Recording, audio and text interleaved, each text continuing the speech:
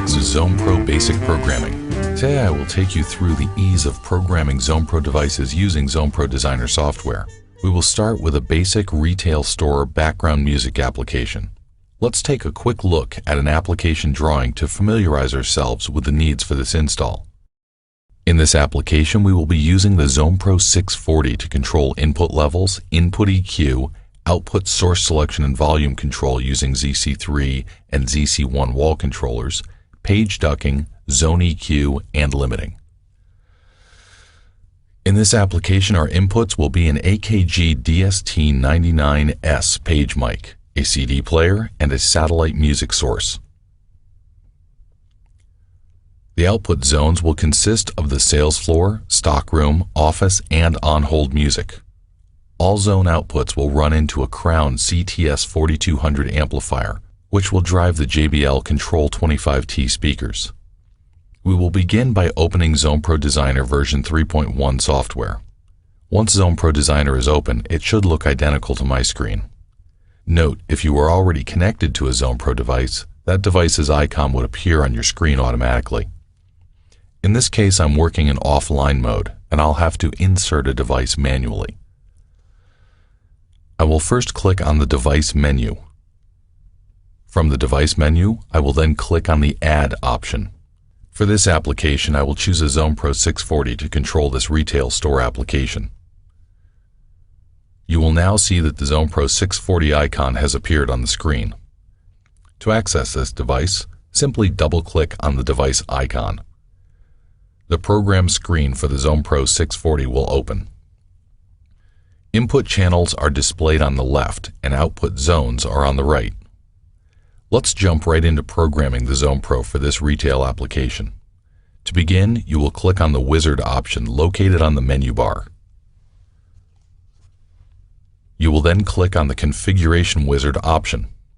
The Configuration Wizard will now guide you step by step from inputs to output zones to ZC wall controllers. Simply fill in the blanks. The page you are looking at on your screen is the source configuration page. This is where you will label your inputs. The first input name, next to ML1, will be the AKG DST99 page mic, which I will label page mic.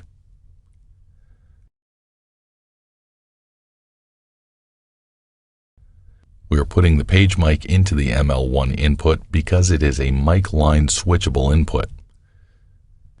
By switching the mic line switch to the pressed in position on the back of the ZonePRO, you will enable the mic preamp and also engage phantom power. We will leave the ML2 input empty on the back of the device, but I will go ahead and name it NA so we know it's empty. We will now jump to the S1 or Source 1 input for our CD player. This input is named CD by default, so we don't need to rename the input for this application. The left and the right for the CD player will plug into the red and white connectors on the S1 input on the back of the ZonePRO.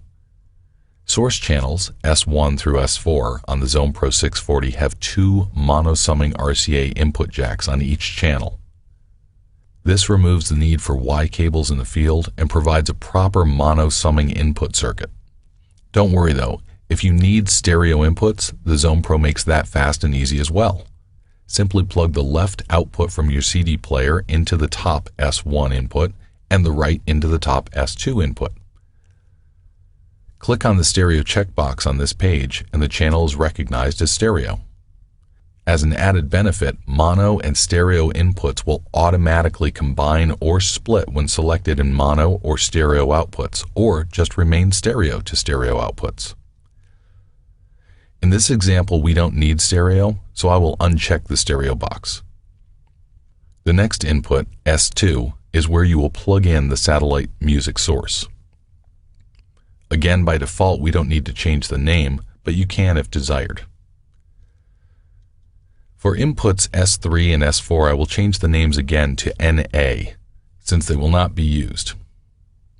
On the right side of the source configuration screen, you will see Input DSP Inserts 1 and 2. You have selectable DSP or digital signal processing inserts on each of the mic line switchable channels.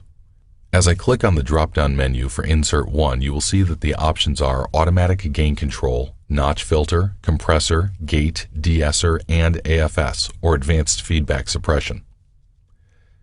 In this example, I only need to choose inserts for the page mic. I will insert AFS to eliminate feedback during paging into Insert 1. I will then select a compressor in Insert 2. This allows for greater level consistency when pages are made. Now that the sources have been named and inserts selected, click on the Next button at the bottom right of the screen. This next page is the Zone Configuration page. The Zone Configuration page of the wizard works much like the source page. Name your output zones, select a crossover type if needed, and select your output DSP. For this example, I will name the first output zone as Sales Floor. The second will be the stockroom. The third zone is Office, and the fourth is the on-hold music. You may change the names to whatever fits your install.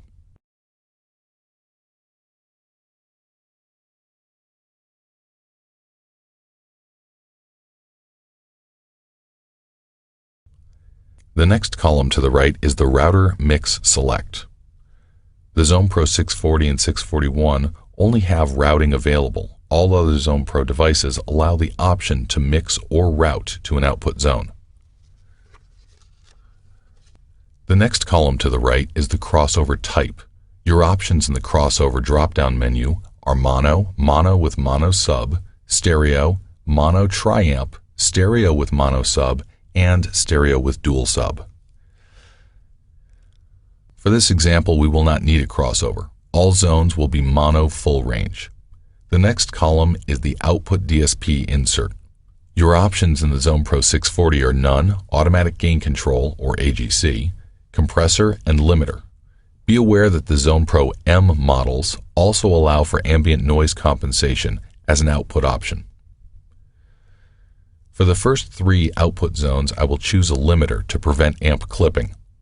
For the fourth output, I will choose AGC. AGC will make sure that the on-hold music stays at a desired level all the time. Now that I have named the output zones and selected my DSP for each zone, I'm ready to move on to the controllers. Click on the Next button at the bottom right of the screen. That concludes Part 1 of DBX ZonePRO Basic Programming. To continue, please move on to Part 2.